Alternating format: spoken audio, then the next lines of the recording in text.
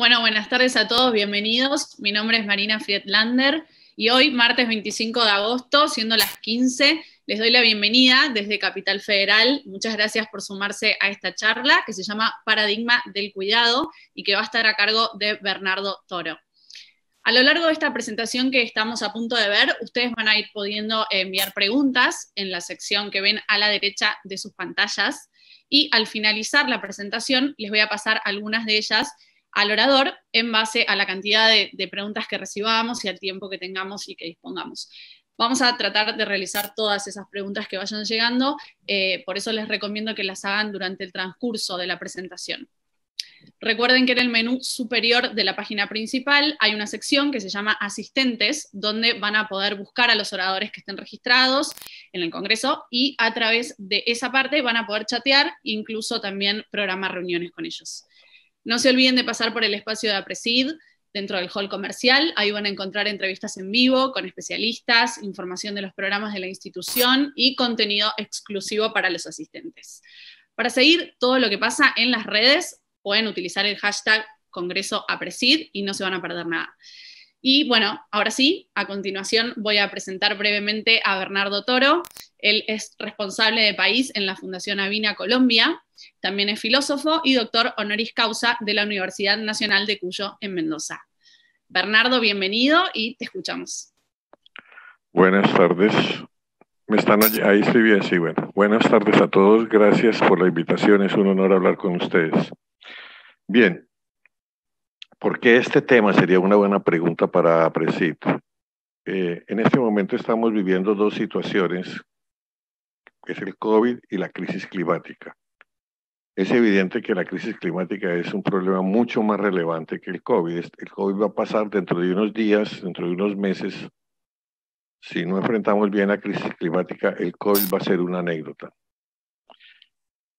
Quisiera que entendiéramos esto. Tanto el COVID como la crisis climática son fenómenos, son shock de la realidad, son shock físicos, no dependen de la voluntad humana.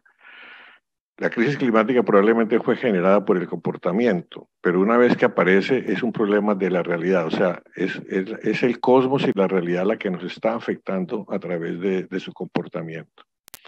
Esto es muy importante tenerlo claro. ¿Por qué?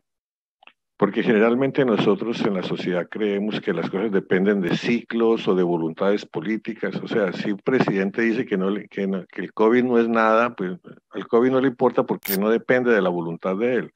O la crisis climática es irrelevante, tampoco importa, porque son determinantes de la naturaleza, es como la gravedad. Usted puede pensar lo que quiera de la gravedad, puede enfurecerse con la gravedad, pero si usted no respeta la gravedad se encargará de hacerle daño. Si usted se tira por un balcón, la gravedad lo va a matar. Si usted no respeta las leyes de la gravedad, el puente o el edificio se cae. Lo mismo pasa acá, si no... Uno de los problemas que tenemos con el COVID es que no conocemos qué es el COVID, por eso estamos actuando en incertidumbre. De la crisis climática conocemos un poco más porque llevamos casi 40 años tratando de entender qué es lo que está pasando con el calentamiento global y con la contaminación. Entonces podemos trabajar sobre riesgo. Con el COVID estamos trabajando sobre incertidumbres que no conocemos. Con la crisis climática ya conocemos muchas cosas y podemos entender y manejar el riesgo si queremos. Pero la pregunta es, bueno, ¿cómo enfocar todo esto? Pensemos lo siguiente. Los grandes problemas que tenemos hoy, como la inequidad, el calentamiento global, la contaminación de los suelos, en las cuales ustedes son súper expertos, ¿sí? La contaminación del agua, los grandes cambios climáticos, etcétera. ¿Por qué han sucedido? Han sucedido porque durante más de casi 2 siglos hemos tenido un paradigma que ha guiado nuestras acciones, el paradigma de la acumulación, el poder y el éxito. Si usted quiere saber qué es un paradigma, piense qué le lleva a usted a tomar las decisiones de dónde vivir, qué casa comprar, qué carro tener, con quién hablar, con quién no hablar, con quién quiere que su hija o su hijo se case. Eso le dice a usted qué paradigma tiene. Casi todos hemos generado el paradigma de acumulación, poder y éxito. Ese paradigma nos trajo hasta acá. Un paradigma no es ni bueno ni malo. ¿Qué es un paradigma? Un paradigma es una forma de ordenar la realidad que nosotros tenemos. La realidad está al frente de nosotros, pero la realidad no es ordenada. Usted la ordena con prejuicios o con paradigmas. Por ejemplo, en el mundo existe un paradigma y es que los colombianos o somos narcotraficantes, o somos guerrilleros, o somos terroristas, o traficamos dólares, etc. Cuando yo llego a una migración, siempre el señor de la migración me mira el pasaporte con mucho detalle porque soy colombiano. Yo puedo ser un santo que traslade montañas, pero el paradigma que él tiene es que soy colombiano, entonces hay que poner cuidado. Los paradigmas, con ese paradigma genera, de ahí vienen las xenofobias, vienen las exclusiones, vienen los nacionalismos, bueno, viene el machismo, por ejemplo, es un paradigma, ¿sí? Que las mujeres están tratando de enfrentar. Ese paradigma machista dice que las mujeres son débiles, que los hombres son más inteligentes, que es una tontería, lo sabemos hoy, pero lo hemos creído durante siglos, ese paradigma. La pregunta es ahora que hay calentamiento global, que hay COVID, que es la contaminación de los suelos, ¿cuál es el paradigma que puede ordenar nuestras acciones? Y la respuesta es el cuidado, saber cuidar. Y casi uno lo podría decir de esta manera, o aprendemos a cuidar o perecemos. O el ser humano aprende a cuidar o perece. Una de las grandes dificultades que tenemos con el COVID es que nos cuesta mucho cuidar. No sabemos cuidarnos ni cuidar. Hoy sabemos que si no nos aprendemos a cuidar nosotros mismos, no podemos cuidar a nuestros familiares, a nuestro abuelo, a nuestros vecinos. Que si no nos comportamos con comportamientos de cuidado, el virus nos va a matar. Y el virus no es lo peor, porque el ser humano a largo plazo está dotado para enfrentar los virus genéticamente, pero con la crisis climática no pasa igual. Entonces, ese paradigma ético, ¿qué es ética? Ética es criterios que nos ayudan a tomar decisiones. ¿Ya? Entonces, toda ética es para decidir, toda ética es por eso ustedes que son ejecutivos, muchos de ustedes tienen que estar todo el día tomando decisiones. Y a veces decisiones pesan mucho porque tienen que estar protegidas con un marco ético. Si usted trata de irse contra ese marco ético, usted va a tener muchos problemas interiores, porque tiene todo un sistema de criterios para tomar decisiones. Esa es su ética. ¿Qué se entiende por ética hoy? Hoy se entiende por ética algo muy concreto. ¿Qué es la ética? Es la capacidad de tomar decisiones buscando dos cosas: proteger la dignidad humana de la gente y proteger los bienes ecosistémicos del planeta. Eso es ética hoy. La capacidad de tomar decisiones en favor de la dignidad humana de las personas, o sea, tomar decisiones que favorecen los derechos humanos de las personas y tomar decisiones que favorecen al mismo tiempo los bienes ecosistémicos del planeta, los bienes que hacen posible la vida, el agua, el oxígeno, la genética, la reproducción, etcétera. ¿Sí? Entonces, ¿qué entendemos aquí por civilización? La civilización es la forma como interactuamos los unos con los otros en un grupo determinado. La civilización argentina es distinta de la civilización japonesa porque la forma como interactúan los argentinos para construir su vida es distinta de la forma como interactúan los japoneses para construir su vida. Cada cultura genera civilizaciones porque genera formas distintas de estar en el mundo, de interactuar, de casarse, de comer, de vivir, de viajar, de pensar, etc. Entonces el cuidado es el nuevo paradigma ético de civilización, es la nueva forma de ordenar la realidad para estar los unos con los otros. Eso es lo que vamos a hablar. ¿No? Y simplemente voy a leer esto porque resume lo que acabo de decir. Nos encontramos frente a una paradoja. Al mismo tiempo que ponemos en riesgo nuestra supervivencia como especie, hemos desarrollado todas las condiciones para el relacionamiento y el encuentro como especie, los fundamentos de la convivencia pacífica. O sea, nunca antes como ahora hemos estado en mejor condiciones de hacer una gran aldea global, de hacer una gran familia global. Que el paradigma de la acumulación y el poder y el éxito, ¿qué es lo que pone en riesgo? Como ¿sí? El cambio climático, la disponibilidad y uso del agua, el consumo de energía, el hambre, los límites y deterioro del territorio y del suelo. Pero el paradigma de la acumulación y el poder del éxito creó cosas muy buenas, como el Internet, los teléfonos de cuarta y quinta generación, los mundos virtuales de encuentro y trabajo, el turismo masivo y la vida urbana. A ver, hoy cualquier persona en cualquier lugar del mundo tiene la posibilidad de ponerse en contacto con quien quiera. Hay más de 7.000 millones de celulares. Si usted quiere llamar al presidente de Bora Bora, cualquiera de los que está oyendo en este momento esta conferencia, puede llegar a la presidencia, al presidente de Bora Bora en menos de 6 pasos, que llama la ley de Babarasi. Usted rápidamente puede descubrir cuál es el código de Bora Bora, cuál es la presidencia. Ahora, que el presidente le pase o no al teléfono, eso es otra cosa, pero que usted llega a él, llega en menos de 6 pasos. Eso hace que los niños de hoy, pues mis nietos dicen, ay, no, ya tengo un amigo en China, tengo un amigo en Japón, tengo un amigo en Rusia, etcétera. ¿Por qué? Porque el acceso de unos a otros por primera vez es absoluto y total. Eso crea condiciones para ver si nos reconocemos como una sola especie. Uno de los problemas del ser humano es que no nos reconocemos como una especie, todavía creemos que existen razas. El concepto de raza es un invento del siglo XVI para justificar la esclavitud y la explotación de los indígenas, ¿sí? En la especie humana no hay razas, somos una sola raza, una sola especie, lo que pasa es que tenemos pieles de distintos colores, ¿sí? Entonces aquí viene una cosa, estamos en la paradoja de que al mismo tiempo que podemos autodestruirnos, podemos llegar a un nivel superior de humanización. Entonces, ¿cómo poder prevenir y controlar el riesgo de autodestrucción de la especie humana? O al mismo tiempo, fortalecer nuestro relacionamiento y autopercepción como una sola especie requiere de un nuevo orden ético. Estamos en ese límite, por eso es tan importante estos años, estos tiempos, estamos en ese límite.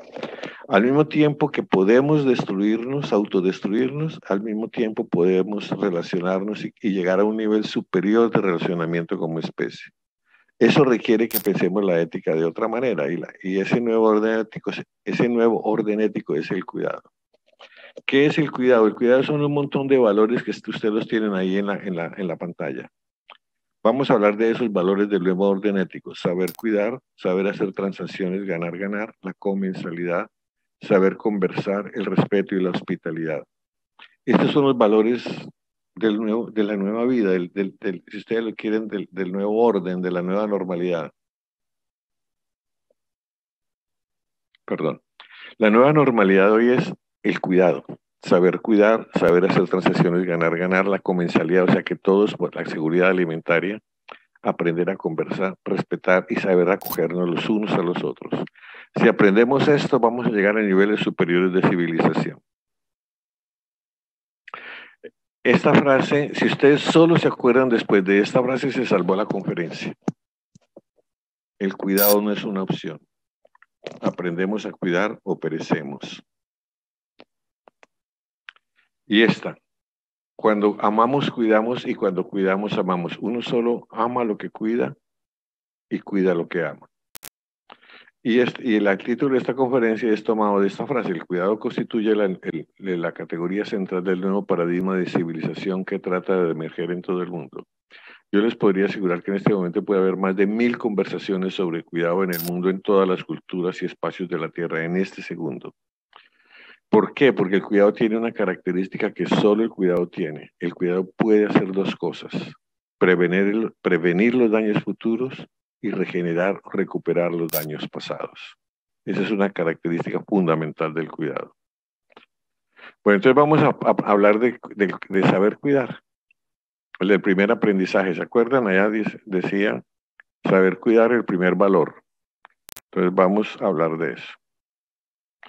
Esto es una cosa muy larga, la vamos a hablar un poco rápido. Inclusive después, si les parece, hay un documento corto que explica esto en más detalle. Saber cuidar de sí mismo, que significa el autocuidado corporal y espiritual. Saber cuidar de los otros, de los cercanos y los lejanos. Saber cuidar de la inteligencia. Saber cuidar de los extraños, de los que no conocemos. Saber cuidar de las transacciones y saber cuidar del planeta. ¿Qué es cuidar de sí mismo? Cuidar de sí mismo es aprender dos cosas que ahora las estamos aprendiendo muy bien, súper bien. El COVID-19 nos está enseñando a cuidar el cuerpo, ¿sí? A los autocuidados en salud. Y esto es bien importante porque si yo les dijera a ustedes, levanten la mano los que tienen seguro de salud, me levantarían todos la mano. Pero observen que nosotros no tenemos seguros de salud, tenemos seguros médicos. Vivimos preguntando cuántas consultas, cuántas radiografías, cuántos TAC, cuántas medicinas, cuántas cirugías voy a tener. Eso es medicina, eso no es salud. Observen que en este momento cuál es el desafío de las ciudades, el desafío de los países. Procurar que la gente cuide su salud para poder no invadir la medicina. Como hemos desarrollado más salud que medicina, hemos desarrollado más medicina que salud, ahora nos toca tratar de cuidar mucho la salud para que los sistemas de salud puedan responder. Los países que han cuidado mucho la salud son los que tienen capacidad de respuesta en la medicina. Esto está dicho desde 1976, lo que voy a decir a continuación, en la reunión de la Organización Mundial de la Salud en Alma-Ata, en Montenegro, cuando Montenegro era una de las repúblicas soviéticas. En una reunión de la OMS, la Organización Mundial de la Salud, y ahí se sacó un principio que es el siguiente. Medicina para todos no es posible en ninguna sociedad. Salud para todos es posible en cualquier sociedad, porque la medicina es un problema de ciencia, inversión y tecnología, y la salud es un problema de educación y comportamiento. Y solamente un país que tiene salud para todos puede darle medicina a todo el que la necesita en el momento en que la necesita y de la mejor calidad. Es muy fácil darle medicina a un pueblo sano, es muy difícil darle medicina a un pueblo enfermo. Entonces, eso es lo que nos ha enseñado el COVID, el COVID nos está enseñando que el bien público más importante de una sociedad se llama salud. Si usted tiene salud, tiene el resto. Si no tiene salud, no tiene el resto. Si tuviéramos, para cuidar la salud hemos desocupado los estadios, los centros comerciales, las plazas, las avenidas, etc. Es el bien más importante de todos, el cuerpo. Desafortunadamente nosotros no recibimos muy buena educación en salud, no recibimos muy buena educación de autocuidados del cuerpo. La estética del cuerpo, la expresión corporal, etcétera. Nunca recibimos expresión corporal a las 7 de la mañana. Recibimos física, química, matemáticas, pero no expresión corporal ni cuidados en salud.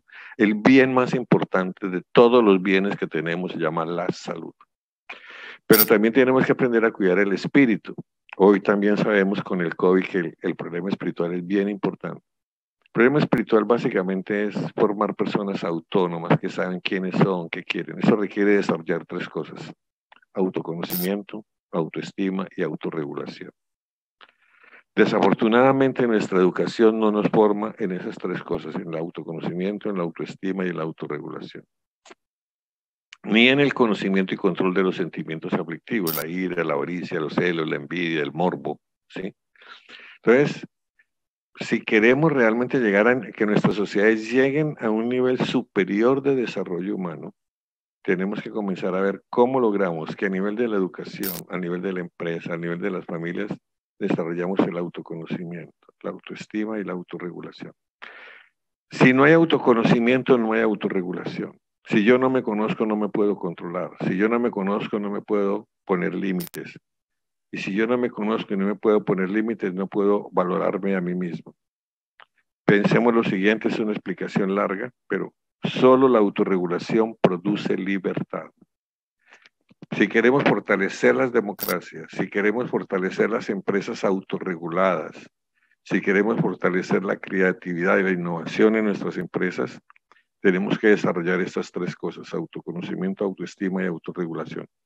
Voy a detenerme ahí porque esas 3 cosas llevarían a una conferencia de varias horas. Pero miremos esto.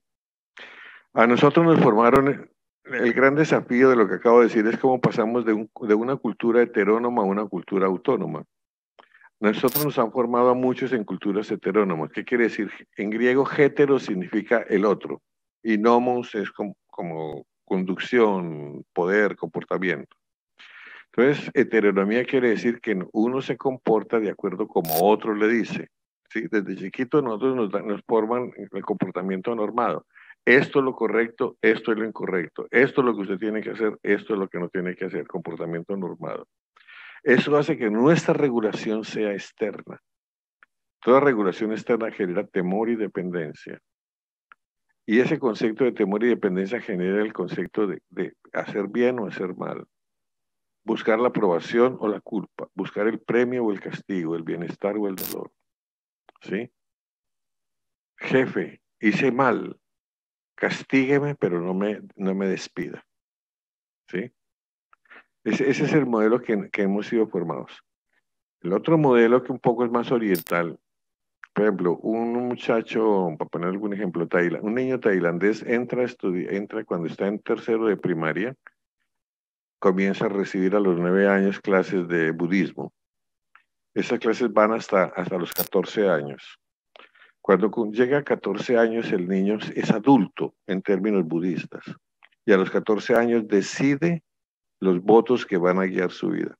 Yo estuve en una escuela tailandesa hace años viendo esto y vi cómo los niños son formados en el conocimiento de sí mismos, en la autonomía. Cuando terminamos le preguntamos a la directora de la escuela, una tailandesa casada con un holandés que nos traducía al inglés, cuáles habían sido sus votos cuando cumplió 14 años. Y nos dijo, nunca mentir, cuidar a mis padres hasta su muerte, si me casaba nunca ser infiel y dedicar mi vida entera a la educación rural en Tailandia. ¿Quién le dijo eso? Nadie. Ella lo seleccionó desde sí mismos. ¿Por qué? Porque a estos niños les enseñan desde los 9 años a hacer silencio interior. Podemos aquí a distancia hacer un minuto de meditación budista, no es muy difícil. Simplemente piensen lo siguiente. ¿Usted es lo que piensa? O voy a dirigirme a Marina. Marina, ¿usted es lo que piensa o usted es la que piensa? Contésteme. Hoy pienso que soy lo que pienso. Casi todo el mundo piensa que uno es lo que piensa, pero piensa y verá que uno es el que piensa, usted es la que piensa lo que está pensando, ¿sí? Luego usted no es lo que piensa, usted es la que piensa. Y cada uno de los hombres es el que piensa, ¿no? Entonces, como uno es el que piensa, uno es el dueño del pensamiento, puede no pensar. Entonces, Marina, trate de no pensar. ¿Qué pasa? Bueno. Trate de no pensar qué siente. Que no puede. No. ¿Qué siente? Un montón de ruido en su cerebro. Y ese ruido que usted tiene adentro cree que es usted. Lo que un niño tailandés o vietnamita o camboyano o de Laos aprende, porque pues, esos son los países budistas por excelencia, ¿sí? Lo que el niño aprende es a hacer silencio interior. Cuando uno aprende a hacer silencio interior, comienza a darse cuenta quién es uno. Se da cuenta que uno no es ese ruido, que uno no es la cartera que compra, ni el lugar donde viven, ni el idioma que habla, nada. Uno es uno. Y cuando uno llega ahí puede decir qué quiere uno con uno. Entonces ahí es cuando la gente hace los votos. Eso genera proyecto de vida. Ese proyecto de vida genera autorregulación, o sea, nadie lo está regulando, uno se está regulando. Y toda autorregulación produce libertad. La libertad no genera bien o mal, genera acierto o error. El acierto o error genera responsabilidad. La responsabilidad genera aprendizaje y el aprendizaje genera cambio. Digamos, este es el gran desafío que el cuidado nos pone. ¿Cómo vamos pasando de una cultura heterónoma a una cultura autónoma? Bueno, aquí nos podríamos demorar toda la tarde. Aprender a cuidar de los cercanos.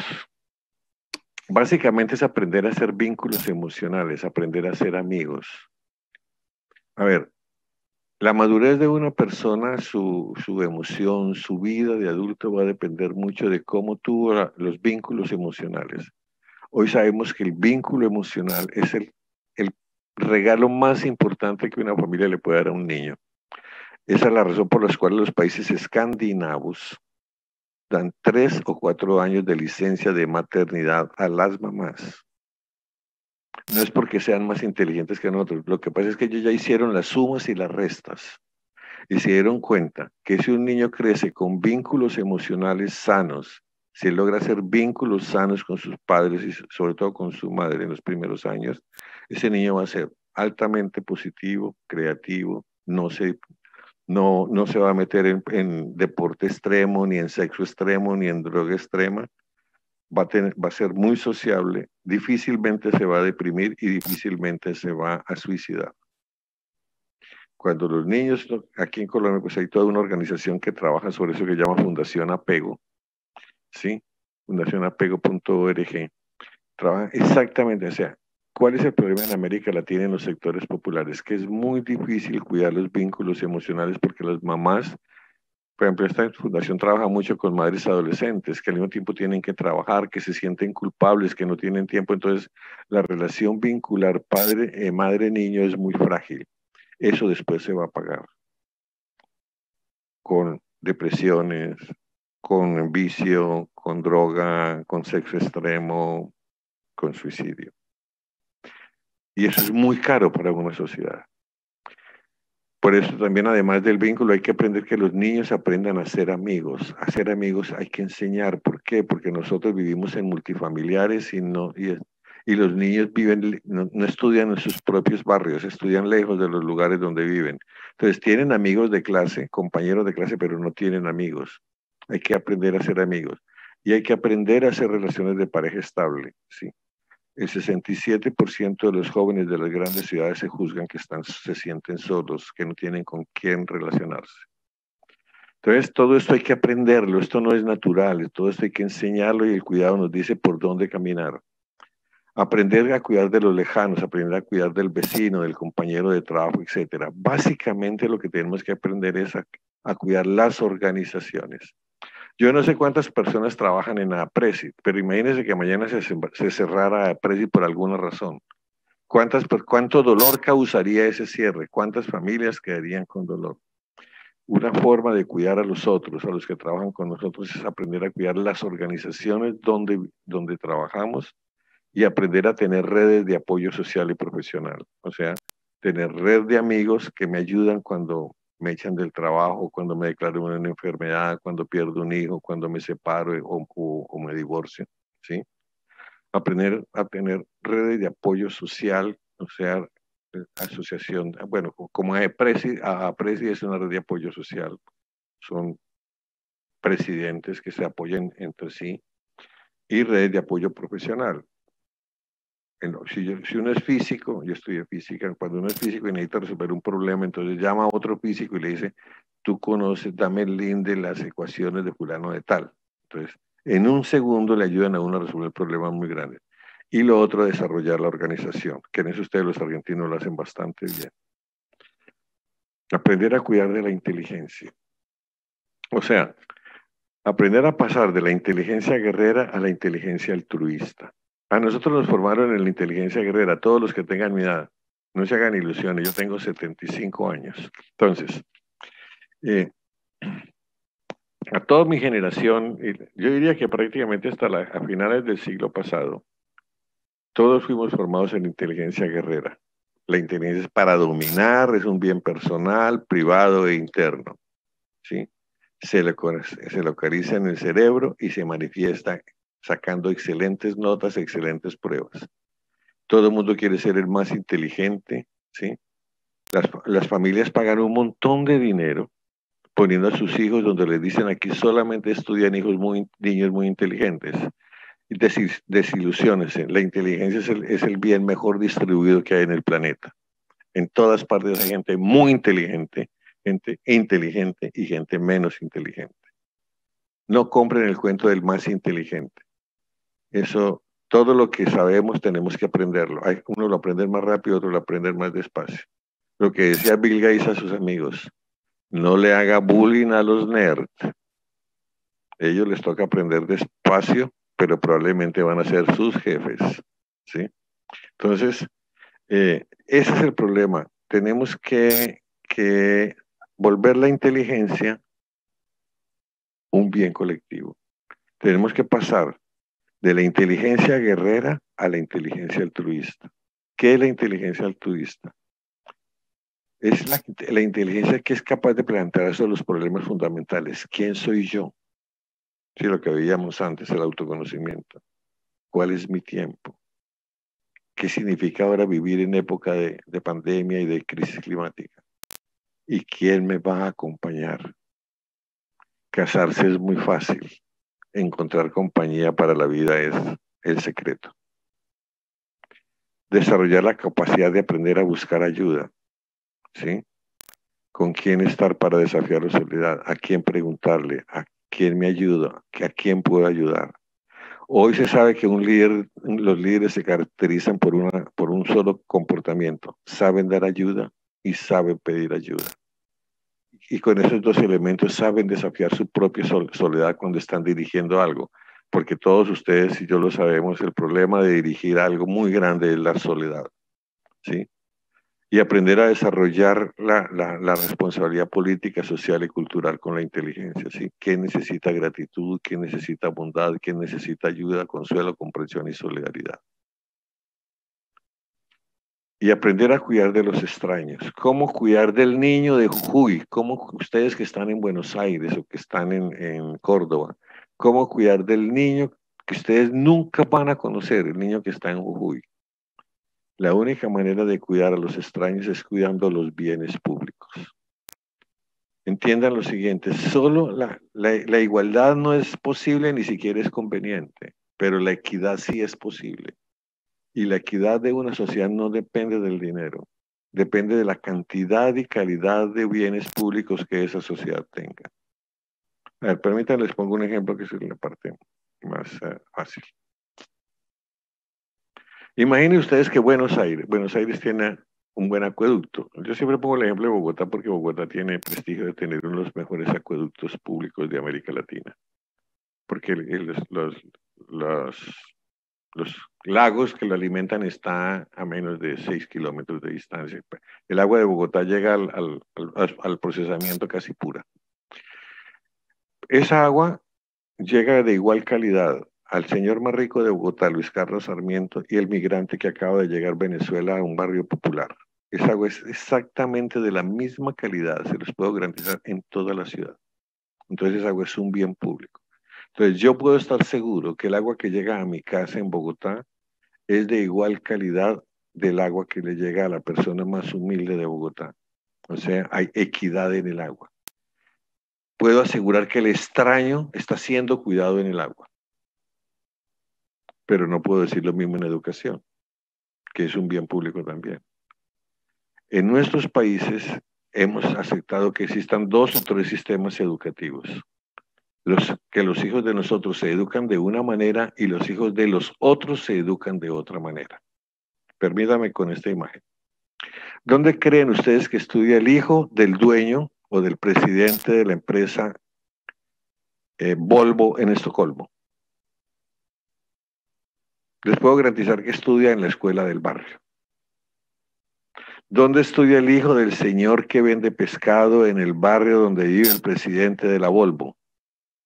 Estudia en la misma escuela.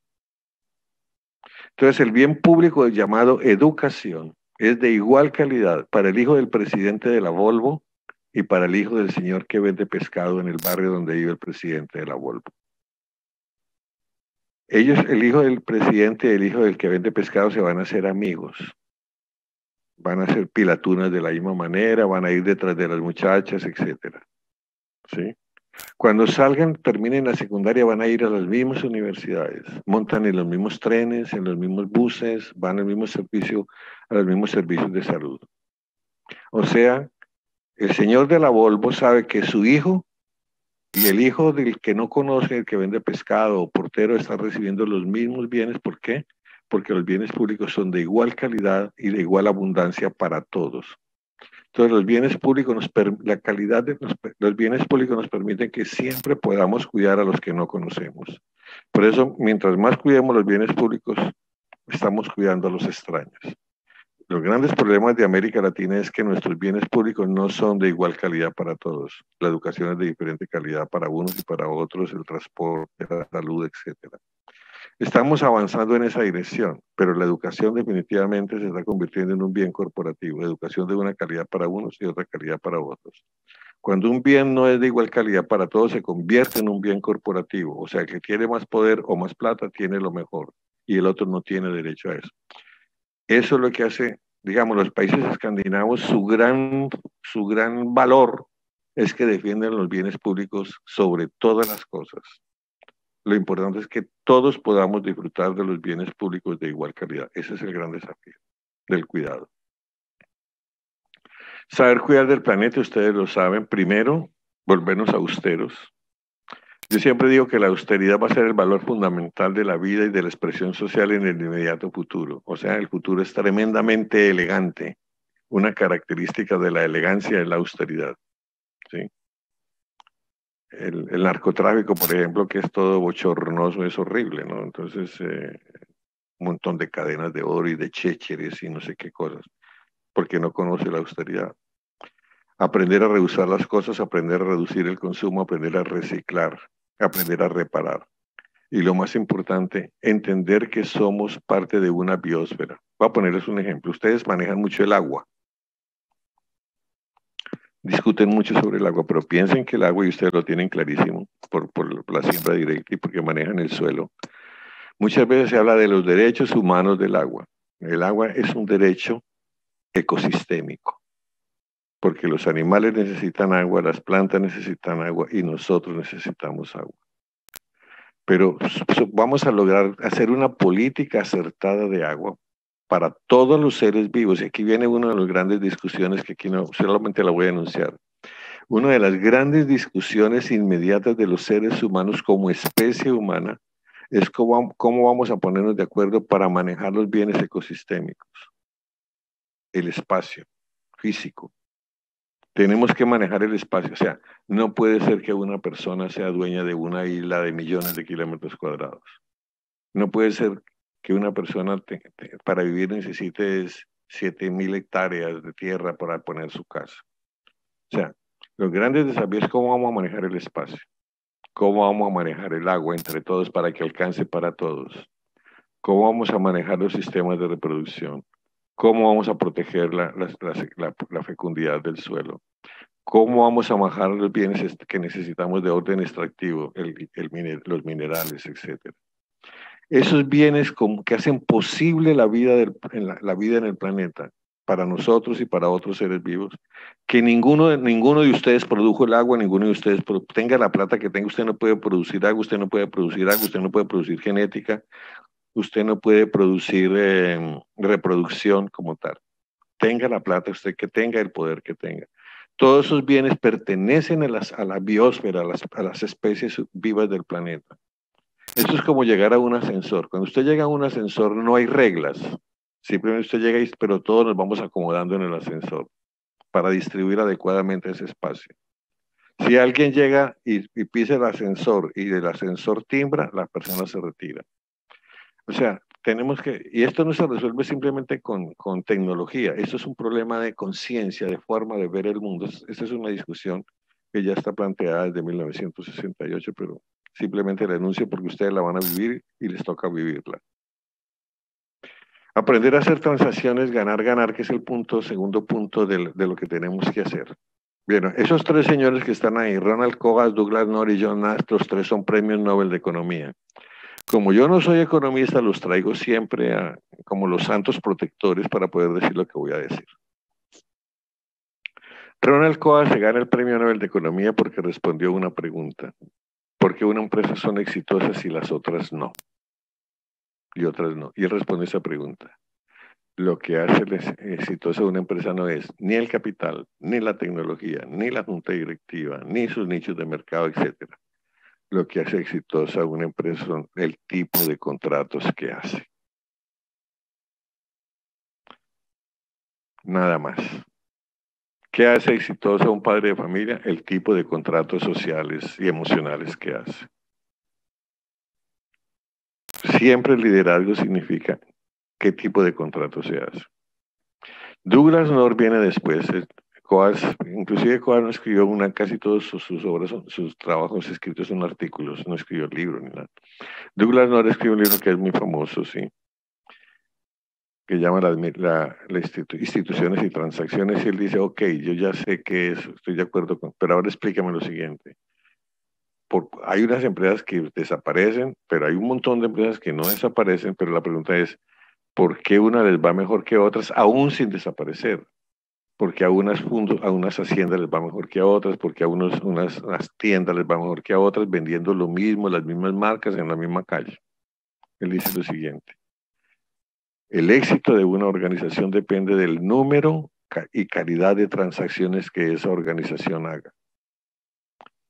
Una organización exitosa es una organización que hace muchas transacciones que son rápidas, fáciles y baratas.